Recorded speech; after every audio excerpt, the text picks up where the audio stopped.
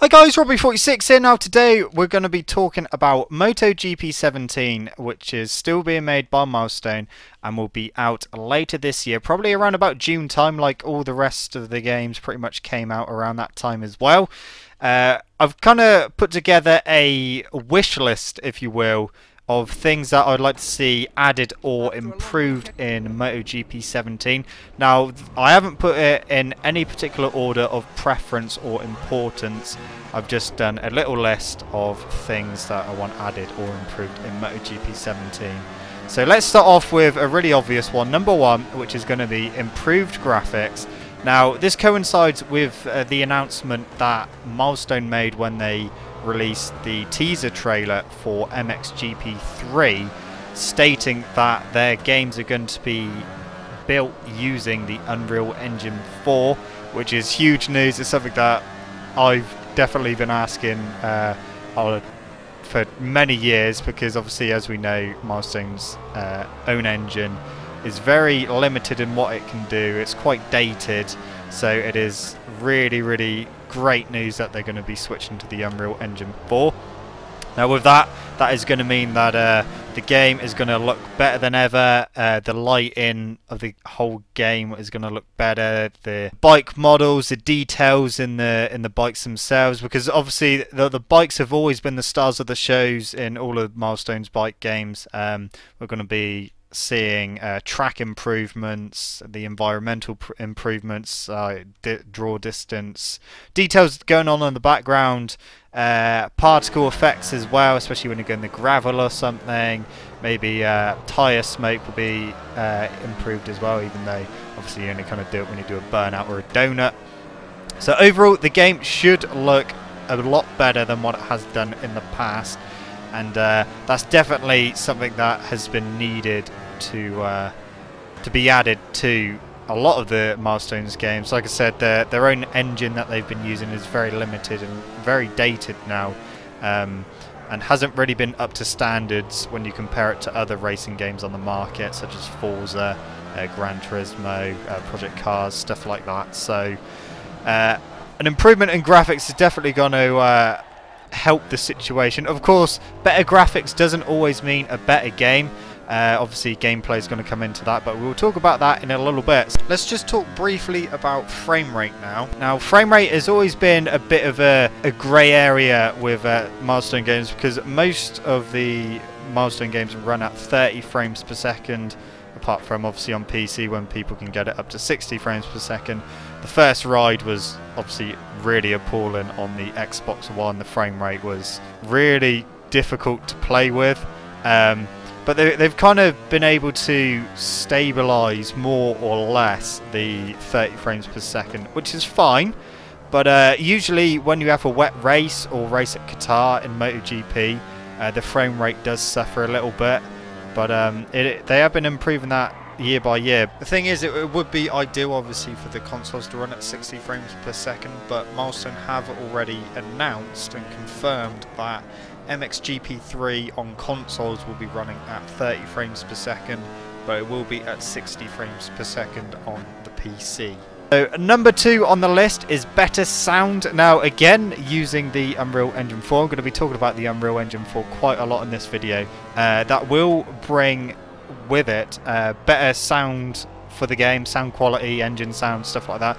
Now the sound of Milestone games have been improving year by year, just slightly, and they did kind of change how they recorded the sounds for the bikes for Ride 2.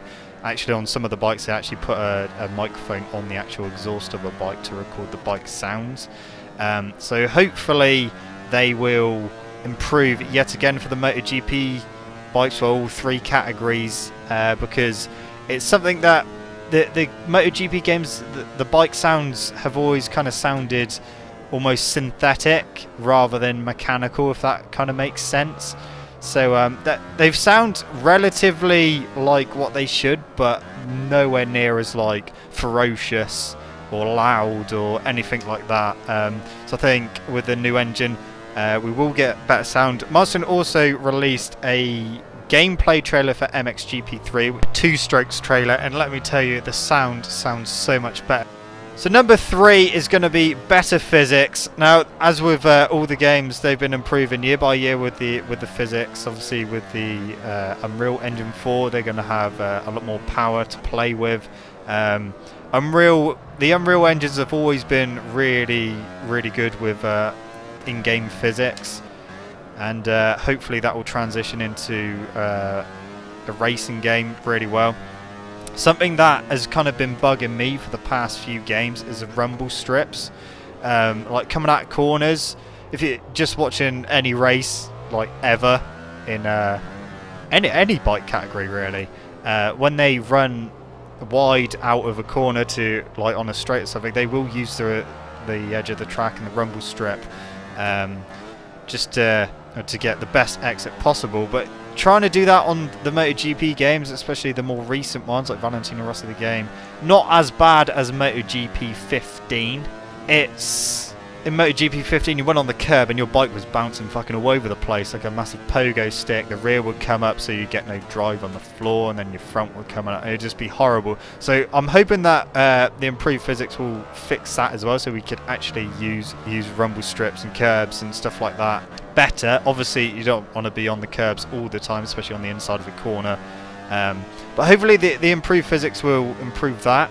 And also the bike handling as well can always be improved, and the rain. In the rain, previously you could go really, really fast in the rain, but hopefully with new rain physics and physics for the tyres themselves as well, hopefully it will kind of slow the wet races down, because the rain in milestone games has been really, really grippy in previous games. So hopefully they'll make it a lot more difficult to race in the rain, and even make the game harder to play altogether, because it is really, really easy to break a lap record and go like 3-4 seconds quicker than the actual lap record. So maybe make the game harder to play, not like stupidly hard, but like hard enough that you really have to kind of put in the time to get the best out of the game, and get the best lap times as well, and have to be super consistent and stuff like that. But definitely a better physics engine is definitely needed. Let's go on to number 4 now, and something that has been talked about as well, and that's dynamic weather. Now, Milestone did announce that MXGP 3 is going to be their first game to implement dynamic weather within the game. Obviously in MXGP 3 that is going to mean that the mud's going to get all sludgy and really slippery and stuff like that. Now with that being said, it is more than likely that dynamic weather will make its way into MotoGP 17 as well. People did ask last year when Valentino Rossi the game was coming out if they're going to be including dynamic weather in it. They did say not in this game, so obviously we didn't get dynamic weather in Valentino Rossi the game, but with MXGP 3 having dynamic weather in it, it's more than likely we're going to get it in MotoGP 17.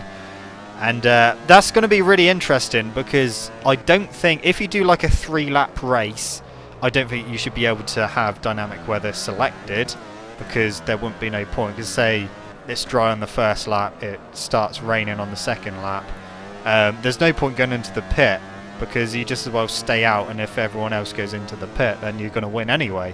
So even if they go like 4, 5, 6 seconds a lap quicker, then they're never going to catch you. So I think they're going to have to kind of play around with it and do it a certain race distance that you can actually use dynamic weather. Obviously a bit like F1, I mean the standard laps for F1 are more than 3 anyway, but online as well, that would be very interesting. It would be very interesting in the MotoGP category how you would actually change your bikes, whether it was something that is just automated, so you go into the pit and the game controls what you do.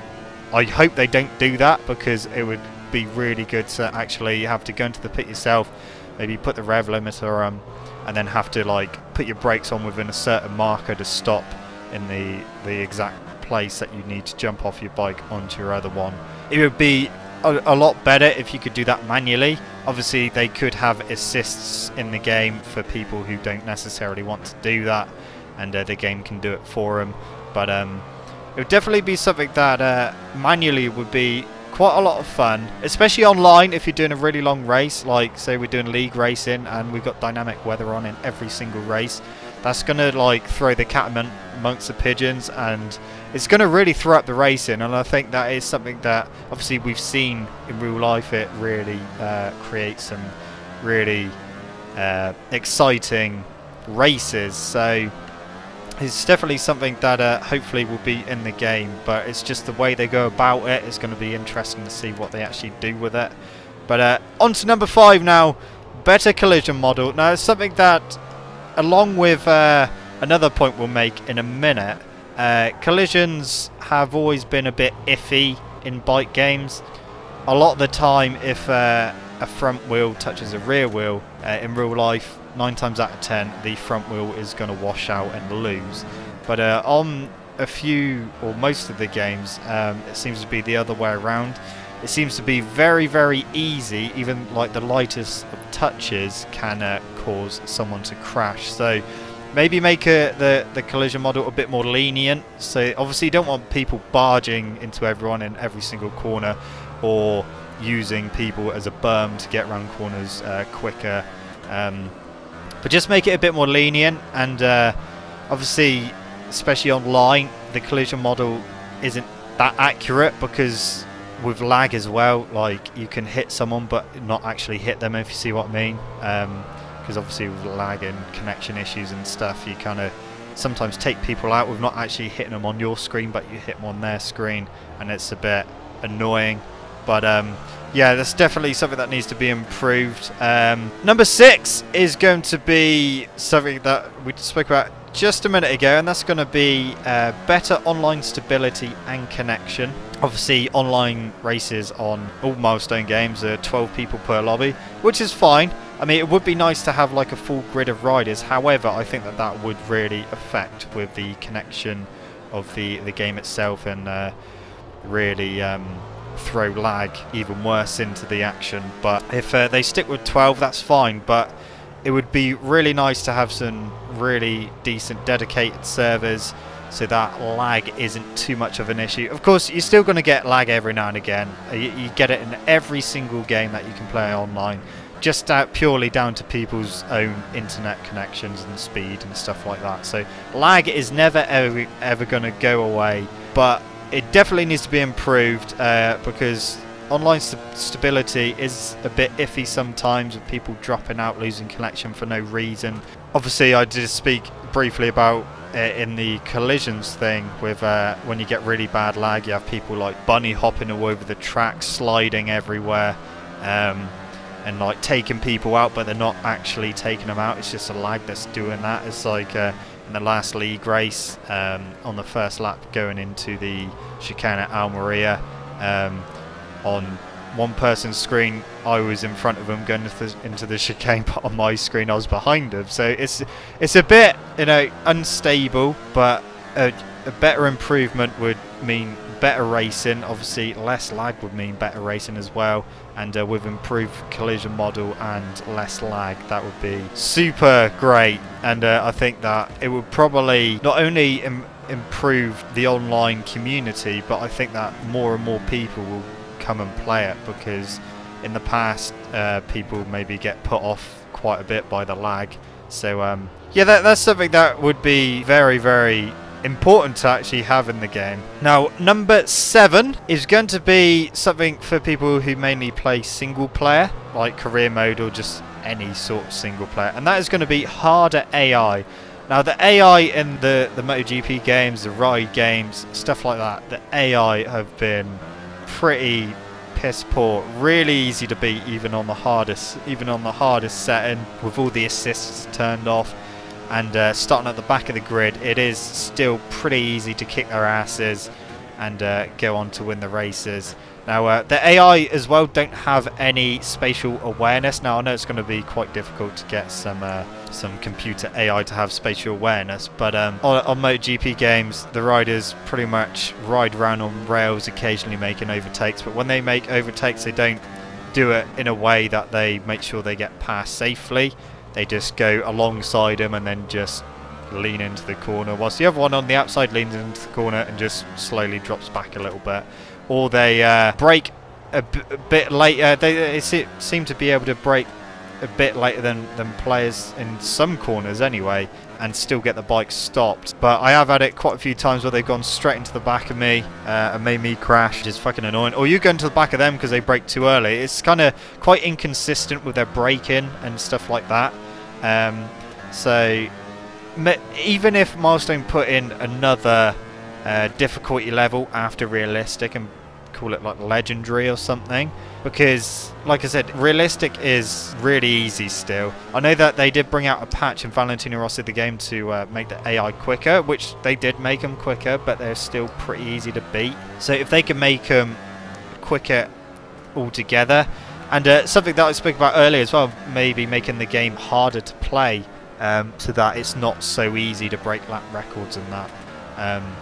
I think that with that in combination with harder AI would make a lot more people stick with single player, because a lot of the time people play single player just to either up the stats of their rider to play online, or just unlock bikes, and then once they've done that they don't play single player anymore.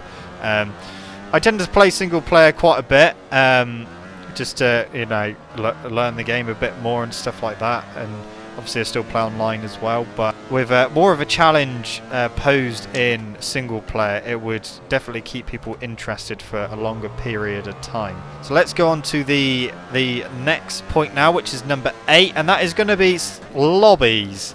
Now, PS4 community already have this in their bike games, in Ride 2 and stuff like that. They go online, they can search different criteria, and then a list of lobbies will come up, and then they pick a lobby they want to play in, and then they enter that lobby. On Xbox, this point is basically just pretty much aimed at the Xbox version. On the Xbox One version of the games, we've just got matchmaking, which you search your criteria, and the game will sit there for sometimes quite a long time trying to search for a lobby with that criteria, and sometimes it can't even be bothered to search for that criteria, and will just bang you in a random lobby. So sometimes if you got like Pro Physics selected and you want to do super bikes or stuff like that, it will put you in a standard physics game using super motards or something. So I think that the inclusion of lobbies as well as matchmaking, there may be people that prefer matchmaking to lobbies. Why not have both? Then that way people can always find a game and won't have to sit there waiting for a message to come up saying that they can't find any lobbies, would you like to retry? So lobbies is definitely something that would be a real nice little addition to the Xbox version of the games. Also, when creating a lobby, how about a little option that you could lock the camera view, so that if you wanted to do a lobby of people purely using the helmet camera or a specific camera, you could lock the lobby into that camera mode, so that you know that everyone's using the same camera angle, and you're not going to be worried about people getting the advantage of using a different camera angle. Number 9 is something that I personally have been asking for a couple of years now, and it's mainly down to league racing, and it would be nice to have online replays. Now, in quite a lot of games, you play the online game, and then afterwards you can press a button to save your online replay. Like stuff like Call of Duty has this, and then you can go into a different menu within the game, like theatre mode or something like that, and watch a replay from different camera angles and stuff like that, and follow your guy around. And so it would be really nice to have that feature in the next MotoGP game. So you finish a race, you can press a button, X for instance, or something like that, and it saves your replay, and then you go into theatre mode and you can watch the replay from different camera angles. So you can watch it from like a TV camera angle, on board, down by the front forks, or from the rear, or stuff like that. Just basically like the single player replays that they do, because they do the replays really well.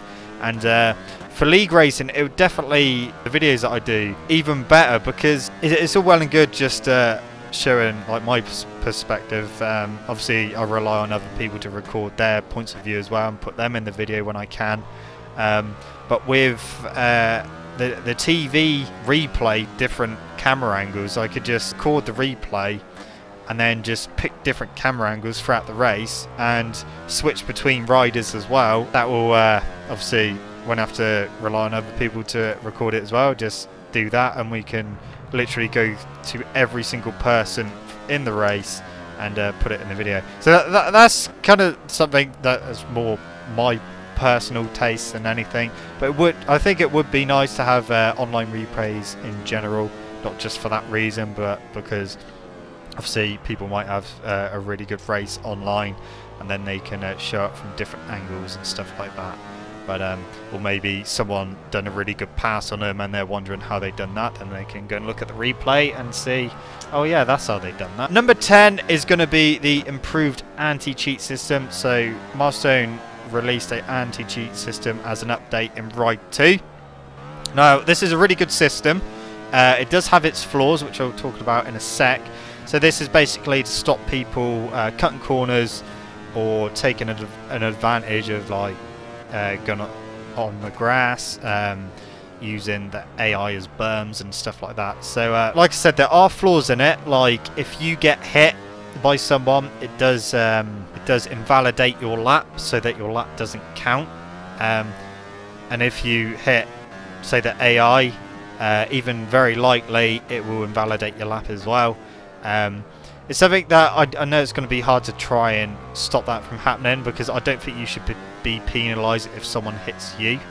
Of course, if you brake check someone, then yeah, you definitely deserve to be hit and you'll probably end up crashing anyway. But like, just in general, if someone's like alongside you and you have a little tap, like just side by side, I don't think you should be penalised and have your lap invalidated.